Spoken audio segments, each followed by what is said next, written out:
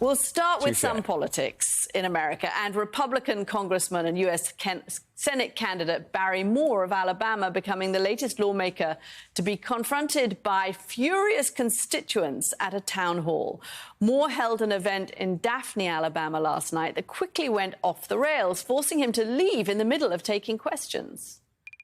The first question that we have is from Catherine Quinley from Fairhope. They want to know who pays the tariff. Is it consumers or the exporting country? So right now, what we just saw in the report is that we haven't seen inflation at all. If y'all saw the report, that wasn't the question. That wasn't the question.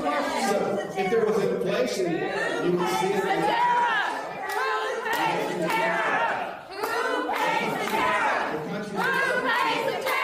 So Linda Miller from Foley wants to know if you stand behind the no exception abortion bans, even if somebody you know were raped. I am 100% pro-life. What?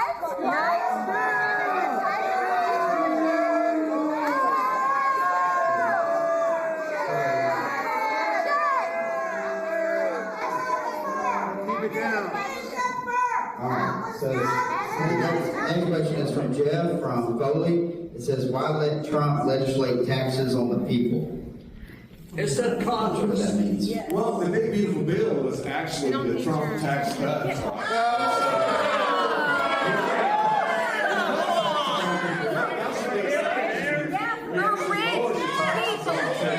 We won't see that. What about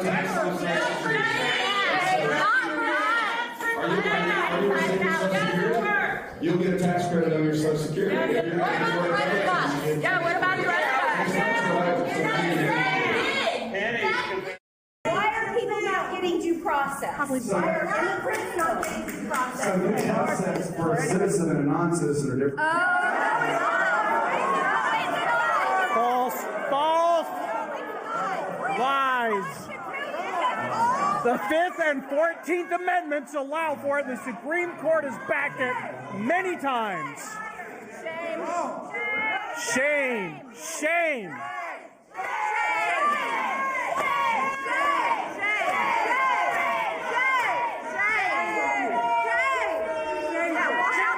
Bye, Felicia. And he gives up and walks out the door. Kind of understandable. I think I would have done too by that stage. Joining us now, co-founder of Punchbowl News, Jake Sherman. He's also an MSNBC political contributor. How many members of Congress are going to be kind of glad that they're back in session and can get away from home and back to Washington, D.C., Jake? Well, I don't know how many, because many of them aren't holding town halls, because the House Republican leadership has suggested that it might not be fruitful to hold town halls, because a lot of the leadership thinks that these are Democratic plants, and has said so, not publicly, but effectively publicly, because they said it in a large meeting with a lot of House Republicans. I mean, a lot of ways to look at this. If you're a Republican, you're just going to say these are Democrats who are protesters and are paid to come to the events, but that masks what I think is the larger story, which is that the particulars of the number one, some of the president's policies, but number two, some portions of the so-called One Big Beautiful Bill are not terribly popular. That includes, in a state like Alabama, cuts to rural hospitals and various tax provisions. Mr. Moore, who, as you noted, is running for Senate, did say that this eliminates a tax on Social Security, which is not true. That is factually false. But, this reminds me, Caddy, of 2010, after Democrats passed their large health care bill, when there were protests across the country. And big legislation, no matter how much you think it's popular or how popular you think it is or whatever, sparks protests. And I'll just say, on top of that, the tariff issue. I mean, the idea that consumers are not paying for increased tariffs is just, it doesn't pass the straight face test. And I'll add one more thing, not to hog the mic here. This highlights the truism right now in congressional politics, which is all these people have to care about is their base, because congressional districts and red states on a statewide basis, all that matters is a primary. So as long as they could get in a state like Alabama, you could get the Trump faithful, people who will believe and like Trump on everything, you're probably fine.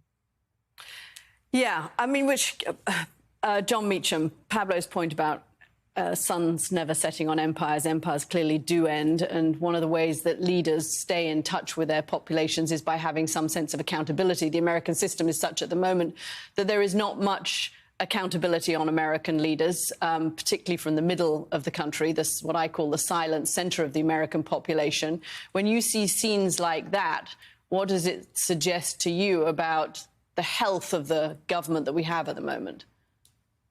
Well, the Constitution was structured on a presumption that we would at least give reason a chance against passion and appetite and ambition and extremism, ultimately. And we're not doing very well at fulfilling that mission statement at the moment. You're exactly right about the incentives. Jake's right.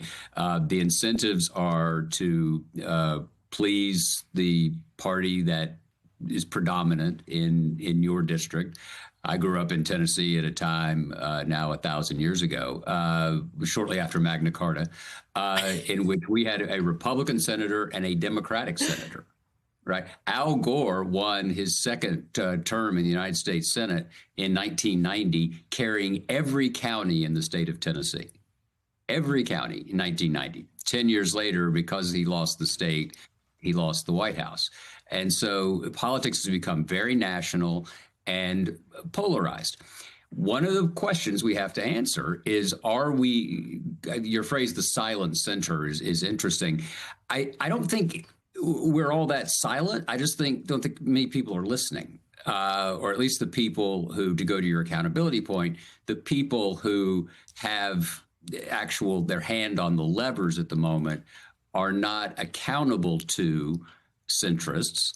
They're accountable, as Jake said, to the folks who sent them there.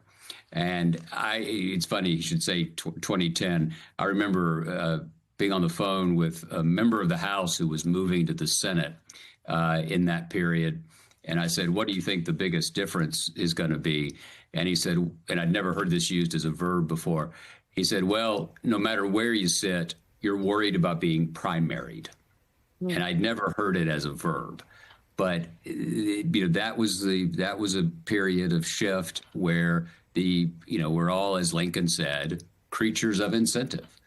And so it's up to the center to make, and again, I consider myself one of them, to make yourself heard.